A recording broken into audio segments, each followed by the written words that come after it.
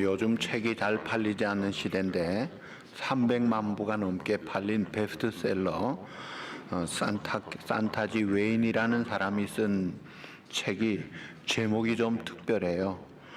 그렇다고 생각하면 진짜 그렇게 된다라는 제목입니다. 그 말에서 보는 대로 성공한다고 생각하는 사람은 언젠가는 성공하고 실패한다고 생각한 사람은 진짜로 실패하더라는 거예요. 행복하게 살겠다라고 생각하는 사람은 진짜 행복하게 사는데, 나는 불행하다, 내 팔자는 사납다, 안 된다 하는 사람은 진짜 불행해지더라는 거예요. 이게 왜 그러냐면 생각이 씨앗이에요. 그 씨앗이 심은 대로 거두는데 무슨 씨앗을 심느냐에 따라 그 열매를 거둬요. 독초를 심으면 독초가 납니다. 약초를 심으면 약초가 나요. 사랑하는 성도 여러분들은 언제나 약초를 심어서 약초를 먹겠다 하는 그런 삶을 사시기를 주님의 이름으로 축복합니다. 성경에 심은 대로 거두리라.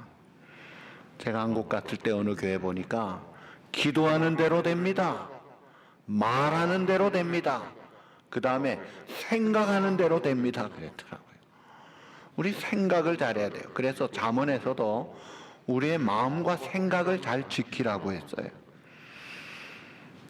누굴 탓하고 환경을 탓하고 나중에 조상 탓하고 이러는 사람은요, 가장 큰 원인이 자기에 있다는 것을 깨달으면 되는데 남만 탓하니까 되지가 않는 거예요. 여러분, 한국 현대그룹의 창업자인 정주영 회장이 시련은 있어도 실패는 없다라는 자서전을 남겼는데 그분의 생활 철학이 있어요. 생전에 그는 이런 말을 자주 합니다. 그는 어떤 CEO보다 더 부지런했고 일찍 일어났어요. 보통 새벽 3시에 일어나서 애들을 깨우고 참모회를 새벽같이 모인다 그래요. 평생 새벽을 깨우는 인물이었는데 왜 그런가? 자기가 보니까 날마다 아침에 오늘 할 일을 생각할 때 즐겁고 기대가 되고 흥분이 되는 설레는 마음 때문에 잠을 잘 수 없더라는 거예요. 아침에 일어날 때마다 언제나 소학교 때, 초등학교 때 소풍 가는 날 아침에 애들이 가슴 설레는 것과 같이 그렇게 자기는 아침에 일어났다는 거예요. 희망을 품고 항상 기대와 흥분 속에서 이런 긍정적인 적극적인 소망적인 자세를 가지고 사니까 신바람나게 출발하는 거예요. 그거 좋은 인생 아니에요. 일어나면서부터 죽겠다 그러면서 그 뭐 하는 거예요? 오늘 이 본문의 사건이 우리의 심령에 이런 새로운 용기와 빛을 주는 그런 말씀이 될 것입니다. 자, 오병이어의 기적인데요. 5개 병이 떡병자예요. 5개 떡과 이어 2마리의 물고기. 그러니까 보리떡 5개와 물고기 2마리로 남자 장정만 5,000명이 넘게, 그러니까 남녀노소 합하면 적어도 15,000명, 2만 명은 좋게 먹을 만한 그런 이 기적이 예수님의 기적 중에 가장 대표적인 기적이에요. 그래서 사복음서에서 다 다루고 있는 중요한 의미가 있기 때문에 오늘 이 누가복음 강해를 하면서 기적 중에도 가장 기적이고 그 예수님이 늘 초점을 맞추어서 우리에게 강조했던 그 하나님의 나라를 위해서 보여주는 기적이기 때문에 오늘 본문을 제가 잡은 것입니다. 여기 보면 배가 고파 허기진 무리들을 예수님이 그냥 돌려보내지 않으시더라고요. 그들에게 배불리 먹이시고 남은 부스러기도 12강줄이가 되었다. 자, 이런 예수님의 모습, 그런 기적을 통해 우리에게 위로가 되고 소망이 되고 힘이 되고 기쁨이 되는 그런 하나님의 은혜와 축복이 바로 이 시간에 여러분에게 임하기를 주님의 이름으로 축복합니다. 자, 기적이 뭐예요? 기적이란 인간이 할 수 없는 것, 생각도 못하는 것들이 일어나는 거예요. 그러니까 기적은 인간의 경험과 이성으로 설명이 되지 않아야 돼요. 그러니까 피조물 인간의 한계를 뛰어넘어야 돼요. 이것은 기적이란 하나님이 하시는 일이 기적입니다. 자, 그래서 이 기적은 하나님이 하시는 일이기 때문에 인간의 한계를 뛰어넘기 때문에 내가 경험으로 이해가 된다고 해서 알아지는 게 아니에요. 그러므로 이 하나님이 하시는 일, 특별히 기적 앞에서는 믿음으로 받아들이는 자세를 가질 뿐입니다. 성경을 딱 펴면 창세기 1장 1절 뭐라고 했어요? 태초에 하나님이 천지를 창조하시니라. 하나님이 욥에게 물으셨죠. 욥기 38장 이유를 보세요. 하늘에 해와 달과 별을 달 때에 네가 길이를 재어봤느냐? 뭐 도와준 게 있느냐? 아는 게 있느냐? 욥이 두 가지 대답합니다. 나는 아무것도 모릅니다. 또 하나는 나는 아무것도 못했습니다. 그것이 피조물 인간의 모습이에요. 몰랐다, 할 수 없다는 그 사건 앞에서 하나님이 천지를 창조하셨다. 믿음으로 받아들이면 야, 이 세상이 이렇게 추나추동이 있고 해달별이 있고 공전자전이 있고 기가 막힌 광활한 세계와 기가 막힌 미생물의 세계. 우리가 이 상식적으로 과학이요, 옛날에는 파리가 어디에서 생기느냐?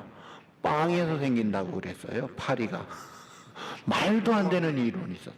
왜 그러냐면 빵이 부패되면 거기서 파리가 나오는 거예요. 미생물을 몰랐어요. 현미경이 없었어요. 그런데 현미경을 보니까 물 속에도 얼마나 대장균이 많은지. 100년 전만 해도요, 인간 수명이 40이 넘지를 못했어요. 평균 수명이. 조선시대 평균 수명 길게 잡으면 37세입니다. 짧게 잡으면 26이에요. 왕들의 평균 수명이 43세예요. 이거는 우리나라만의 문제가 아니라 전 세계 문제예요. 왜 그랬을까요? 물 속에 대장균이 많은 걸 몰랐어요. 그래서 하수도라는 게 없었어요. 그래서 옛날 영국 왕실의 글들을 보면 인분 냄새가 진동한다는 이야기들이 많아요. 그냥 수명이 짧은 거예요. 그러다가 미생물, 이야, 이런 것들이 있었구나 깨닫고 하수도가 생기고 물 처리가 되니까 수명이 이게 껑충 뛰더라는 거예요. 그러니까 우리가 이 세상에 아직도 모르는 게, 아는 것보다 모르는 게 훨씬 많은 인생을 살면서 하나님이 하시는 일, 특별히 기적을 볼 때에 왜 하나님이 기적을 베푸시느냐? 기적을 베푸시는 하나님이 어떤 분이며 무엇을 하시는가를 보여주는 거예요. 그러니까 오병이어 기적을 왜 베푸셨느냐? 그냥 한 끼 먹고 때우고 와 호기심 만족하는 그 정도 목적이 전혀 아니에요. 하나님의 나라를 보여주는 거예요. 예수님이 메시아 되심을 보여주는 거예요. 모든 해결할 수 없는 일들을 완벽하게 해결하고도 넘치는 풍성하신 분이구나. 그래서 오늘 제목이 문제의 해결자 되신 예수님이라고 해요. 내가 처음에 해결사라고 했다가 사전을 찾아보니까 해결사는 주로 사람 죽여서 해결하는 사람들을 해결사라고 해서 이건 이미지가 아니지 싶어서 해결하시는 분, 예수님, 제목이 길어서 해결자라고만 했습니다. 자, 이 기적을 행하신 예수님의 그 당시의 배경은 어때요?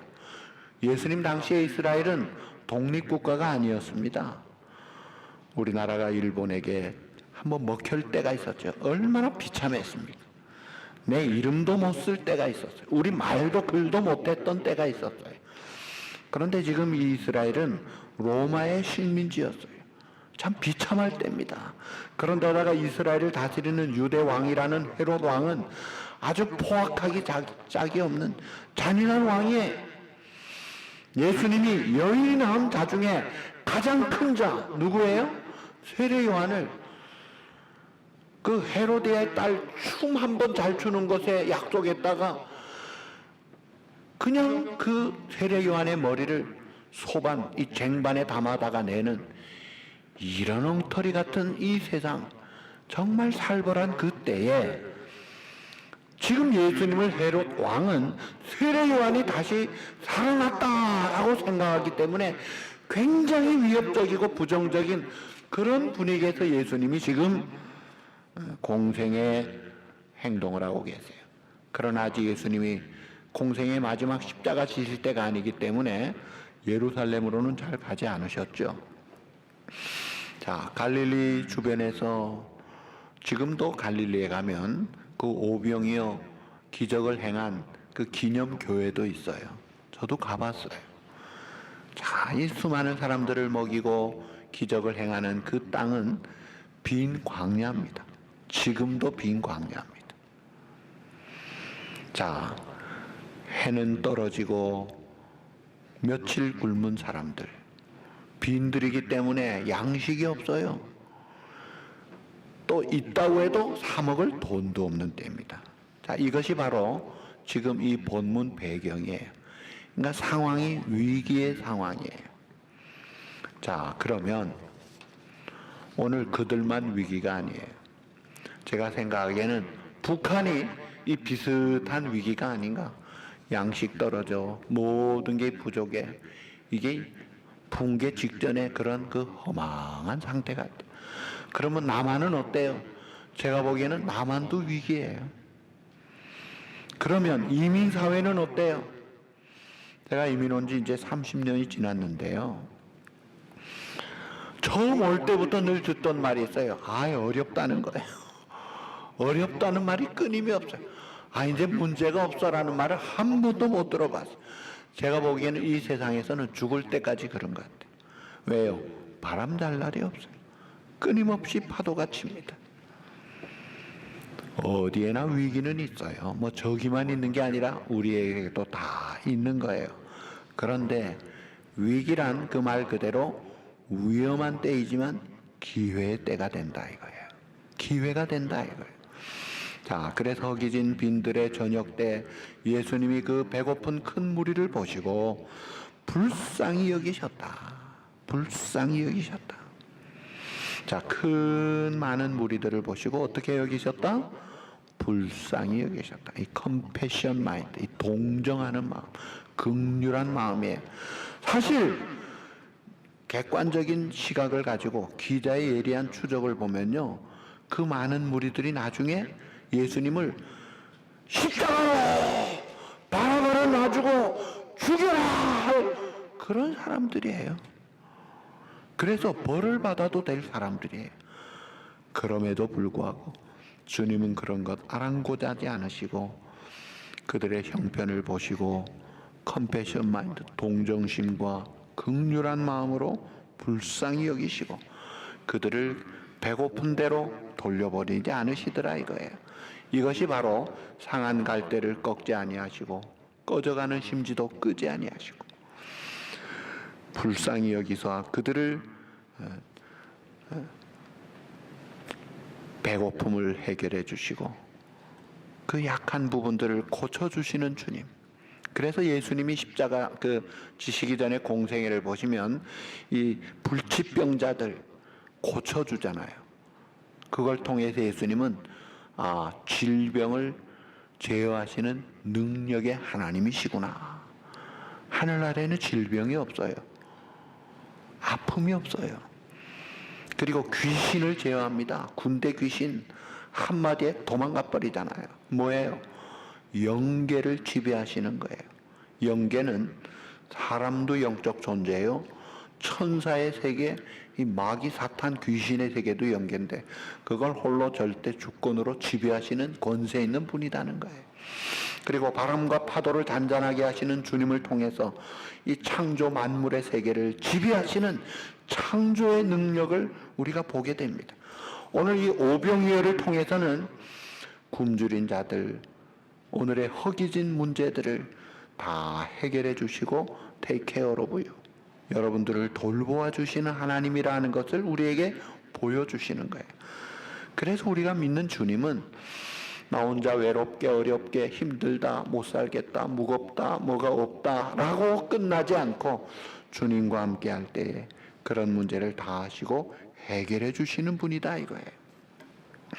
자, 그러면서 여기에 보니까 이 오병이의 기적을 행하는데 그 과정이 있어요. 진행 절차를 보면 14절에 보니까 남자만 5천 명인데 다른 사람 앞에는 많은데 무질서하게 하지 않고 50명씩 딱 질서정연하게 앉혀주세요.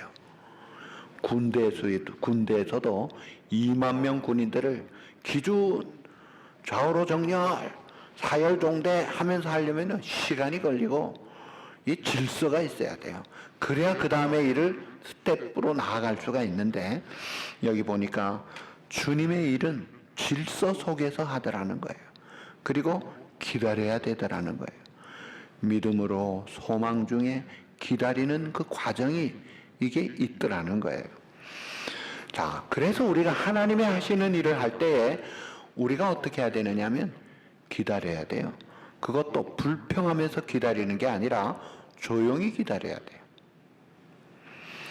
홍해를 앞두고 하나님이 모세에게 오다를 내리죠. 야, 모세야, 명령하라. 무슨 명령에?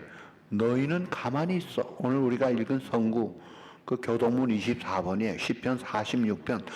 너희는 가만히 있어서 하나님이 하나님 되심을 볼지어다.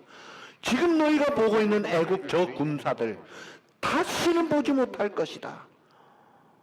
조용하고 가만히 있으라는 거예요. 하나님이 일을 행하시는데 껄떡거리지 말고 방해하지 말라 이거예요. 너희는 가만히 있어. 그가 하나님 됨을 볼지어다. 하나님이 하시는 일을 행할 때 참 우리는 감탄할 뿐이죠. 그래서 이런 질서 있게 믿음으로 소망 중에 기다리는 시간이 있어야 돼요. 한국 분들이 좀 급해서 그걸 참지 못해 인내하지 못해가지고 받을 수 있는 축복, 누릴 수 있는 특권들을 얼마나 많이 깨버리는지 모릅니다. 인내가 신앙생활에 그리고 사회생활에 필수적이잖아요. 주님이 기다리면서 딱 질서 있게 준비시키시고 그 다음에 이제 너희 중에 먹을 것이 있느냐. 아주 적은 것을 가지고 큰 무리의 허기를 해결해 주시더라 이거예요. 그러니까 우리 하나님은 창조의 하나님이시기 때문에 있는 것도 없게 하시고 없는 것도 있게 하시는 하나님이에요. 돌들로도 떡을 만들 수 있는 분이에요. 그래서 무에서 유를 창조하신 하나님이시기 때문에 우리가 안 드려도 다 하실 수 있는, 얼마든지 하실 수 있는 무한 전능하신 분입니다. 그런데 예수님이 너희 중에 먹을 게 있느냐? 왜 찾으세요? 왜 그럴까요? 너희가 먹을 것을 주어라.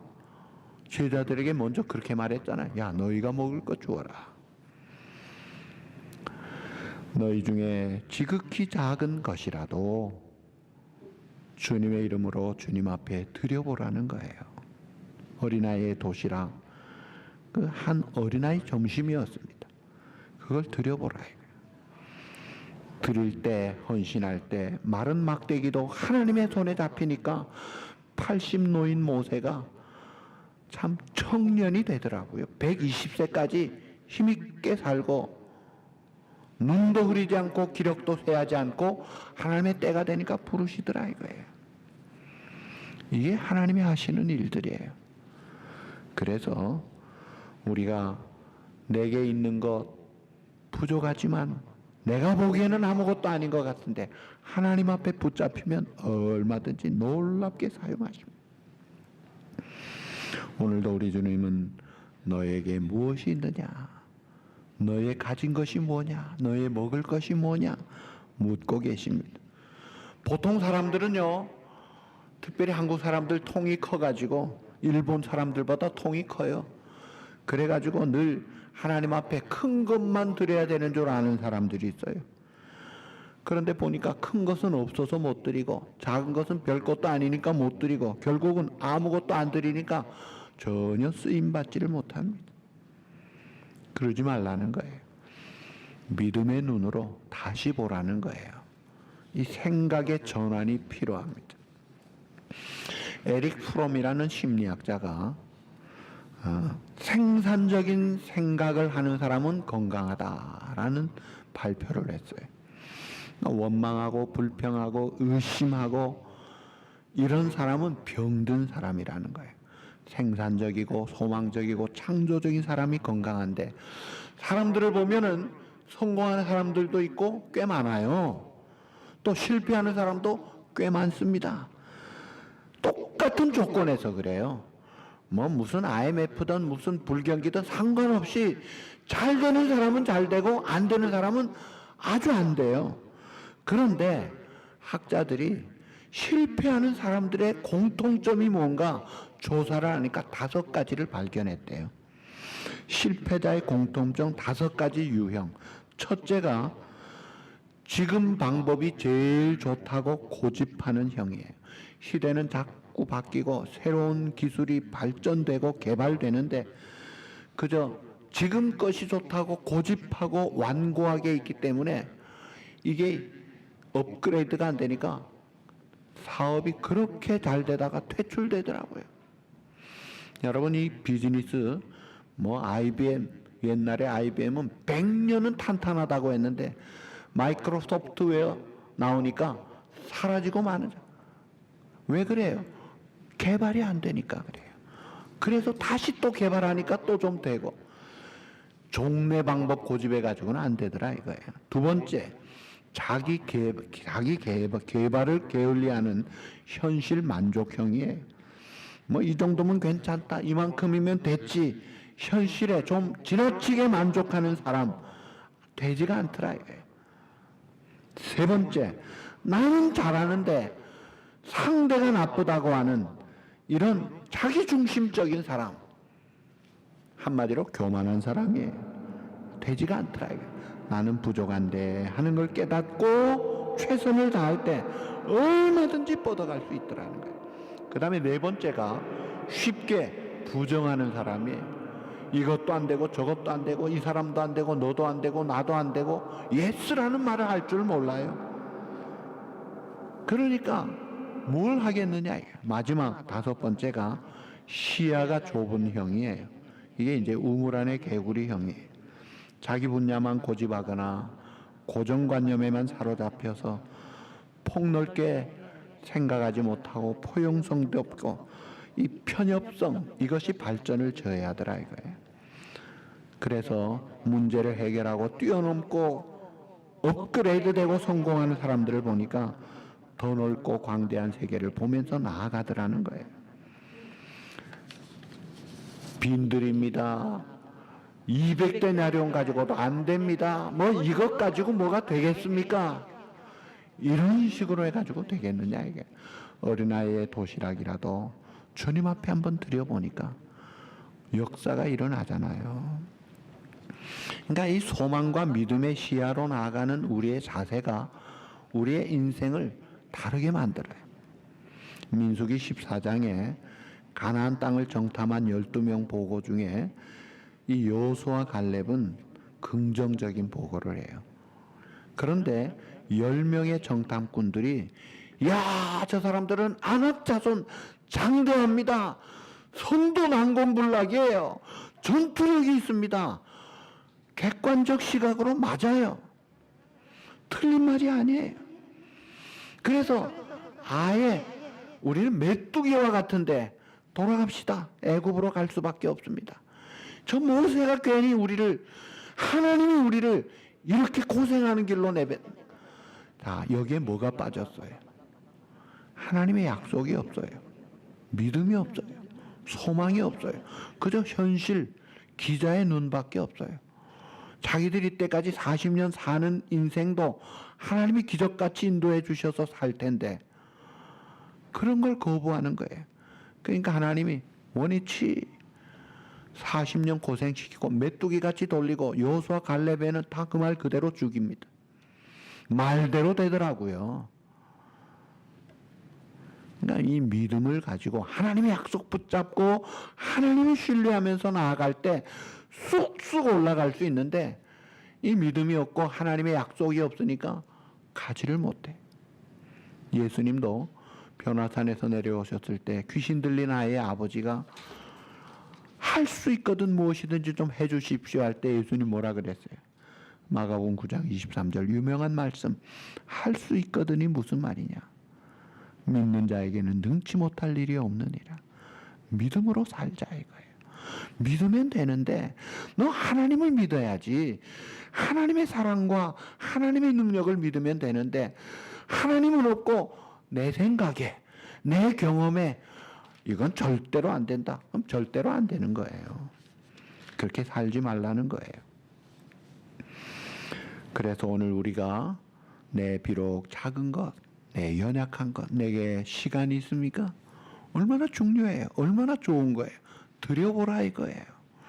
하나님의 나라와 영광을 위해 내 시간 드립니다. 짬내서 하나님의 나라 위해 전도도 하고 봉사도 하고, 할 일이 없으면 교회 와서 쓰레기라도 치워보십시오. 위대한 역사를 감당하는 거예요. 하나님의 일을 하는 거예요. 조그만 것이라도 드려보세요. 이게 작은 것 같지만 도시락이, 어린아이의 도시락이 그 많은 사람들 먹이고도 남잖아요. 하나님의 손에 붙잡히니까 역사가 일어나더라고요. 하나님은 지혜 없는 자를, 미련한 자를 택하여 지혜로운 자들을 부끄럽게 하시기를 기뻐하시고, 약한 자들을 택해서 강한 자들을 부끄럽게 하시려고 그런 자들을 더 잘 사용하시더라는 거예요. 그러니까 우리가 참 하나님 앞에 이 믿음을 가지고 살아야 된다는 거예요. 그리고 또 보니까 제자들에게 이제 예수님이 떡을 받으시고 하나님 앞에 우주를 주관하시는 하나님 아버지 참 감사하나이다. 감사의 기도를 하시고, 자 이제 나누어 주어라. 이 떡은 제자들의 떡도 아니에요. 소년의 도시락이 예수님의 손에 왔다가 들려진 거예요. 그것을 이제 제자들이 나누어 주니까 이게 끝없이 나오는 거예요. 다 나눠주고 다 먹고 나니까 끝없고 남은 것이 12강줄이라. 자, 주님의 손에 있는 먹을 것을 발견하고 우선은 우리가 우리의 손에 있는 것을 주님 앞에 먼저 드리고 나누어 주어라 하신 말씀에 따라서 순종해서 이걸 나누어야 돼요. 내가 받은 은혜도 나누고 기쁨도 나누고 사랑도 나누고 특별히 복음을 나눠야 돼. 지난 수요일에 제가 우리 고장로님에게 부탁을 해서 영생에 이르는 길 내비게이터 대학생 선교회에서 전도할 때 쓰는 것을 갑시다. 우리 장로님 잘하신 것 같아요. 우리 고현숙 권사님이 이야 그거 이제 이야기를 하시고, 오늘 또 우리 다른 권사님이 그 사형리 없어야 해서 제가 그걸 드렸더니 이걸 이제 쓰는 거예요. 여러분 이걸 나누는 거예요. 그 영생에 이르는 길 9장이에요. 그걸 제가 사실 그 퀸스에 있을 때 교회 제자 훈련하면서 이것을 외우십시오. 달달 외워서 한번 전도해 보십시오 했더니 어떤 분이 이것을 외우는데 나이가 좀 많고 기억이 가물가물해가지고 잘 외워지지가 않는데 전도는 해야 되니까 어느 집에 갔대요. 증인으로 어떤 집사님을 데리고 가서 전도하면서 자기가 외우질 못하니까 펼쳐놓고, 내가 외우지 못하지만 이거 우리 목사님 말하는 대로 내가 할 테니까 잘 들어 하면서 이걸 하나하나 읽고 했는데 전도가 되더라는 거예요. 하는 만큼 되더라는 거예요. 그 집사님이 사실은 롱아일랜드 시티 서브웨이에서 주일날 오후에, 주일 오후에 한국에서 온 승복을 입은 승려 중을 보고 스님 오늘 주일인데 교회 갑시다 전도를 한 거예요. 그랬더니 스님이 승복을 입은 승려를 보고 교회를 가자고 가지. 그러고는 따라온 거예요. 그리고 주일 저녁에 예배를 왔습니다. 그날 제가 설교하는 날인데 에베소 강해를 주일 저녁에 하다가 그날만큼은 한 달에 한 번씩 복음을 전하기 위해서 요한복음 14장 6절 뭐예요? 내가 곧 길이요 진리요 생명이니 나로 말미암지 않고는 아버지께로 올 자가 없느니라. 여러분 그분 예수 믿었겠어요? 안 믿었겠어요? 예수 믿은 거예요. 그럼 난리가 났어요. 이분이 사실은 제가 한 번씩 이야기했어요. 이철 스님이에요. 큰 스님입니다. 나이 70에 동경에 이 동경대학 불교 박사과정 공부를 하신 절 3개나 후지산 밑에 가진 큰 스님이에요. 그런데 일본 사람을 이기려고 뭘 했어요? 일본 사람 버리는 정신 박약아들을 데려다가 키우면서 펀드레이징 하러 온 사람이에요. 그랬다가 복음을 듣고 성령님이 잡은 거예요. 그래서 이분이 한국에 돌아갈 수도 없고 일본에 가면 맞아 죽겠고 여기서 신학을 하고 안수받고 갔습니다. 복음을 전하니까 어떨 때는 대어도 낫더라고요. 그 신숙자 집사님, 지금 브라질 선교사님으로 일하시는 분이 그냥 나눠주라는 거예요. 여러분 전도지 하나 나눌 때 아이고 이게 뭐 놀라운 역사가 일어나는 거예요. 하나님이 함께하면요, 큰 물고기가 걸리는 거예요. 하나님이 하시는 일이에요. 그 다음에 다 배불리 먹고도 12강주리가 남았다. 얼마나 좋아요. 인자에 온 것은 양으로 생명을 얻게 하고 더 풍성히 주려 하심이라. 수고하고 무거운 짐진 자들아 다 내게로 오라. 내가 너희에게 쉼을 주리라. 풍성하신 주님, 문제를 해결해 주시고 넉넉하게 풍성하게 하시는 주님, 그게 바로 하나님 나라예요. 우리 주님 계신 곳은 그런 나라예요. 그러니까 주님이 가신 곳은 아픔이, 질병이 해결됩니다. 죽음이 해결됩니다. 귀신이 떠나갑니다. 배고픔이 해결됩니다. 여러분 배고픈 사람이 배가 부르면 어떻게 돼요? 노래가 나오고 웃음이 있고 여유가 있고 즐거움이 있잖아요. 그게 하나님의 나라의 모습의 그림자들이에요. 그러니까 하나님의 나라를 지금 데몬스트레이션 보여주시는 거예요. 아, 하나님의 나라가 이런 나라고 그 하나님 나라의 주인 메시아가 이런 분이구나를 우리에게 보여주기 위하여 이 기적을 베푸시는 거예요.